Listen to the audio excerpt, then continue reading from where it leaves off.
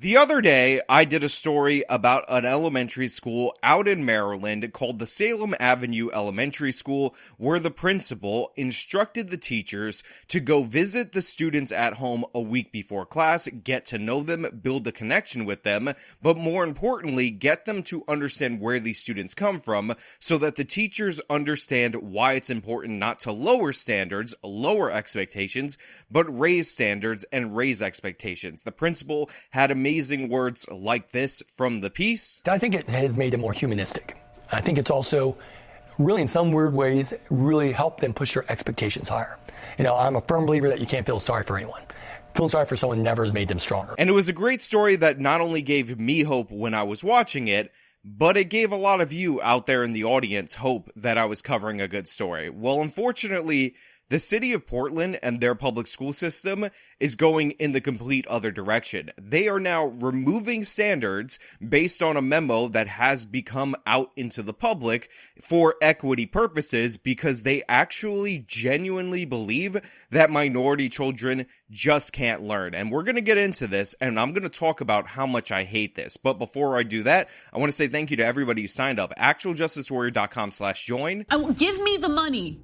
Give me the money, okay? And thank you to the podcast listeners, Spotify, Apple, and Google's podcasting platform. So the headline reads, "It's about fairness. Portland Public Schools considers grading changes to reduce bias in the classroom." And the subheadline says, "The district is considering making changes focused on measuring students' content knowledge rather than behaviors like missing assignments or turning in work." Now, right off the bat, I hate everything about this story. I hate everything about the headline. I hate everything about the subheadline. And I have a local news segment, a companion piece, that actually gets the arguments in favor of instituting this program. And guess what? I hate every single person involved in that as well. I just showed you, just demonstrated how a school district with 100% poverty, a lower budget than the Baltimore Public Schools, and poorer students than the Baltimore Public Schools can achieve above the state average in public schools, become a 4 out of 5 ranked school in their district, and this is because the principal believes in the students and would never dream of feeling sorry for them or lowering the standards for them. And I thought that was a beautiful model to take forward. But unfortunately, what we're getting is stories like this where the entire Portland school district is considering moving to this model. And it is much worse than the headline and the subheadline would indicate. PPS is looking to change their grading system. It's making sure that students have an opportunity to demonstrate what they know and what they're able to do, not based on their behavior towards work completion. So this is one of the figures that they trotted out in order to defend this terrible policy. And already from her initial premise about how it's about demonstrating what the students know and not about work completion. And here's the thing, it is important for students to demonstrate knowledge of the subject matter. That is why you give them assignments so that they can do that. They are currently under a traditional grading system, but want to move to what they call an equitable grading system, where teachers assess students' work while considering their diverse background needs. But schools also have another role, and that is to prepare students for the real world, to actually work in the real world. And you know what you have to do in the real world? Show up on time, make deadlines, submit your work on time. The school has essentially embraced this stereotype, and by the way, we've seen other institutions do this, that black people, students of color, can't show up on time. The color people time or black people time stereotype that you've heard a lot about, and I know somebody is gonna say in the audience that that stereotype is rooted in truth, but the thing is, a negative cultural attitude to showing up on time does not benefit Black America. It hurts Black America. And you incorporating that negative behavior,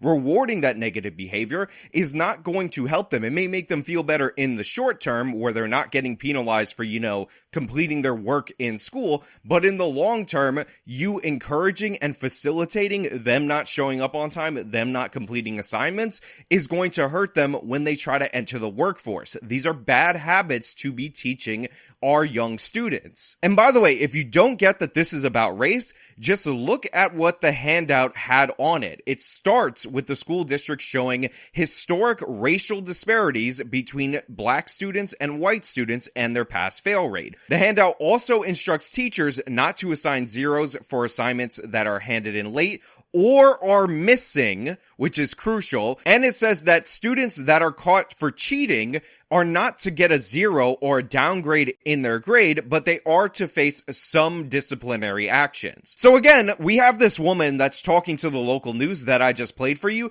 completely and utterly lying. She says, oh, we don't want to penalize them for late work. How late can the work be?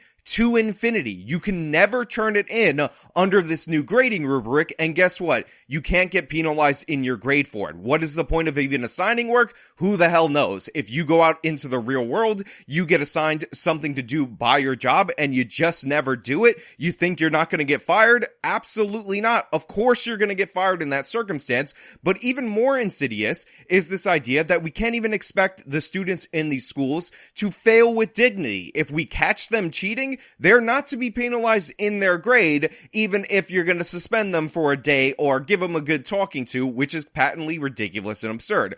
Unless we're talking about the first round of the Chunin exams, where every ninja's got to use their skills in order to complete the test, this doesn't make any sense at all. And in fact, even in the Chunin exams, you would just lose points for the first couple of times you got caught cheating, so there was still a grade penalization aspect to that exam. Now, the district administrators said these changes and others would make classrooms more fair and reduce bias. Kimberly Armstrong, by the way, the same woman that I showed you the video of, said what it's doing is assessing mastery and accuracy. And she's the chief academic officer for Portland Public Schools. And get a load of what else this woman has to say about your children's education. Maybe there's some linguistic inaccuracies. Maybe there are some home life hardships that make it difficult to complete assignments on time, or even maybe there's some errors. Think about what this woman just said and compare it to what the principal of that elementary school in Maryland that we covered on this channel before actually did, and the results that he got from doing that. In that school district, the closest thing to a landmark was Heroin Highway, an intersection of two highways where a bunch of people are addicted to heroin. The parents in that area are disproportionately addicted. The children are 100% below the poverty line, poorer than the students in Baltimore City's public schools, and they have less money to work with than Baltimore City's public schools. Yet he was like, know their challenges, know what they're facing, be compassionate, but don't feel sorry for them. Have expectations for them. Raise standards. He focused on increasing their reading program, and if you heard Kimberly right there, she wants to do the opposite. Maybe there's some linguistic inaccuracies. So I've spoken about this on this channel multiple times, and it's because it's incredibly important. The fact of the matter is, anybody who tells you that African American Vernacular English, which is the politically correct term for Ebonics, is just as valuable or just as valid as standard American English or British English is lying to you. They're wrong, and worse than that, they're actually hurting black kids in these schools, because the fact of the matter is, any textbook in any subject is written in standard American English or British English if you're in the UK. So you not correcting these kids' improper pronunciation of English words or use of the English language actually makes it more difficult for them to read, because if you never correct those issues, chances are they're not going to understand what they're facing. On top of that, in India, in China, what do you think they're learning? British English and standard American English. They're not learning Ebonics. They're not learning African American Vernacular English, if you want to be politically correct about it. So what we're actually doing is disadvantaging members of our own population, our own citizens, in comparison to people in foreign countries in speaking what should be the native tongue. It's ridiculous and absurd. It's done under politically correct guise, but the thing is, nothing could be more harmful to black kids learning how to read than tolerating these policies. It's madness. Armstrong also said that zeros given for missing or late assignments usually throw off the entire grading scale. The handout instructs teachers to not give less than a 50% grade for any work that is incomplete, late, or does not meet expectations. Late work would not be penalized, period. Quote, whether or not a student does things on time is less important than what they do. Gail Thiemann, a professor of curriculum instruction at Portland State. By the way, if you ever needed proof that titles are meaningless, just read that quote and realize that title is that of a professor, a purported expert in the topic, and she's an absolute buffoon. Also, it's completely dishonest and misleading, because the way she's trying to paint it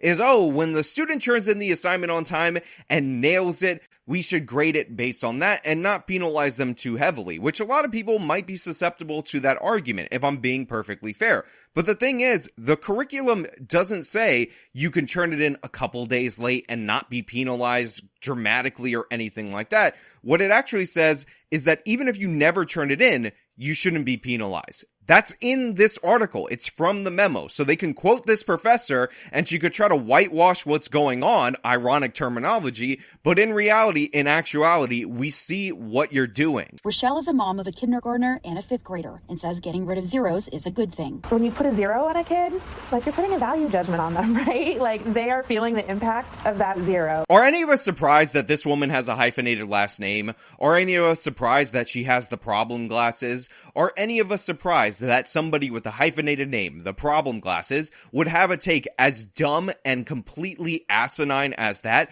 When you give somebody a zero, it's like a value judgment on that kid as a person. No, it's a value judgment on the assignment, which, by the way, under this rubric, they don't even have to turn in order to not be penalized on their grade. You're not a good parent to your kids if you don't understand that having the option for failure is necessary in order for them to succeed. Again, this is the self-esteem movement gone completely out of control. And by the way, there's so much more to this curriculum that is insane, because you would think, what the hell are you even grading these kids on? If they don't turn in their assignments, no grade penalty. If you catch them cheating, which why would they? Because there's no consequences for failing, no grade penalty. Now you would think, based on the fact that you can't grade their assignments, you can't even stop them from cheating under this new grading rubric, and you're talking about demonstrating mastery and what they do rather than what they turn in, that obviously you're going to grade them on their participation in the class. Well, that would make too much sense for these insane progressives,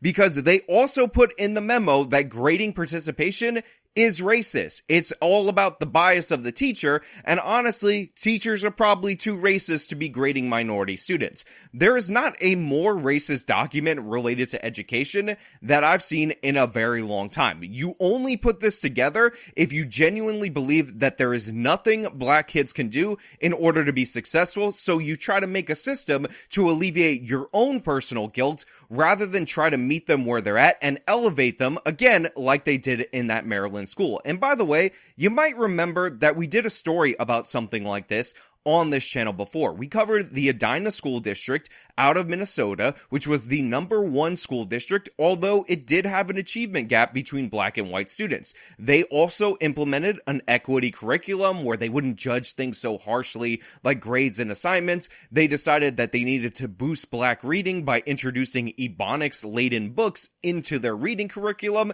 and guess what happened? Edina School District, #1 in Minnesota, dropped down to the bottom of the pack in the state. #1 to at the bottom. They destroyed that school district with these very policies. They fail every time they're implemented, because just as it's true of drug addicts, it's true in education. Denial of the problem is not a solution. Pretending that the standards must be racist if certain kids disproportionately aren't meeting those standards is not going to do anything positive for those students, whether they be white or the other kids. This is exactly what people talk about when they fear progressive policies, that they don't want to raise people up in reality.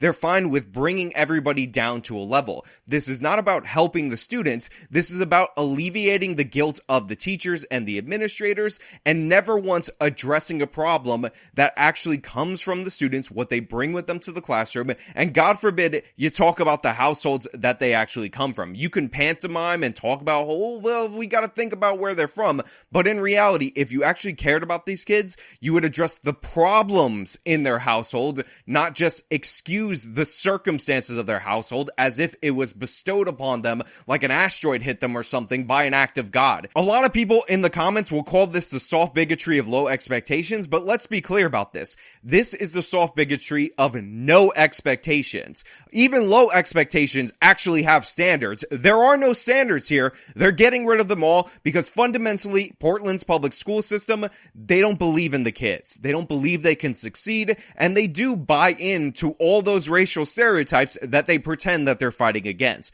But hey, those are just my thoughts. So let me know your thoughts down in the comments below. If you like the video, show them by leaving a like, subscribe for more content, follow me on my social media, support me via the support links in the description of this video. This has been me talking about the madness at Portland schools. Till next time.